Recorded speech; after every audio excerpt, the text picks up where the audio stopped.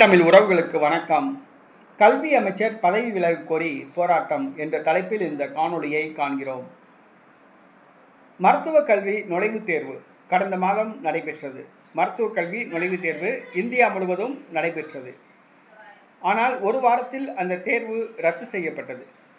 வினாத்தாள் கசிந்ததாக கூறி அந்த தேர்வு ரத்து செய்யப்பட்டது. அது சம்பந்தமாக பலர் கைது செய்யப்பட்டு விசாரணை நடைபெற்று வருகிறது. மறு தேர்வு ஜூன் மாதம் 21ஆம் தேதி நடைபெறுகிறது.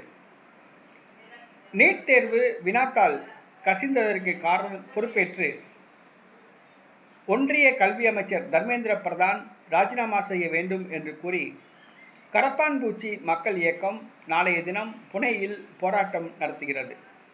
கரப்பான்பூச்சி மக்கள் இயக்கம் சமீபத்தில் ஆரம்பிக்கப்பட்டது. அது பாஜகவை விட அதிக ஃபாலோயர்ஸ் கொண்டதாக உருவாகியுள்ளது. தற்பொழுது இந்தியாவில் கரப்பான்பூச்சி மக்கள் இயக்கம் ட்ரெண்டிங் ஆகி வருகிறது. கரப்பான்பூச்சி மக்கள் இயக்கம் சார்பில் மத்திய கல்வி அமைச்சர் தர்மேந்திர பிரதான் நீட் தேர்வு வினாத்தாள் கசிந்ததற்கு பொறுப்பேற்று பதவி விலக கோரி நாளை தினம் புனேயில் போராட்டம் நடைபெறுகிறது. மத்திய அரசு பொறுப்பேற்குமா அல்லது சமாளிக்குமா என்பது தெரியவில்லை. பொதுவாக மத்திய அரசு தன்னை நியாயப்படுத்தவே படுத்தாது. தன்மேல் தவறில்லை, தவறு செய்தவர்கள் மீது நடவடிக்கை எடுக்கிறோம், இப்படி சொல்லி தான் அவங்க காப்பாற்றிக்கிறாங்க தங்களை. அதைத்தான் மத்திய அரசு செஞ்சிட்ருக்கு. இன்றைக்கி நீட் தேர்வு வினாத்தாள் கசிஞ்சிருக்கு.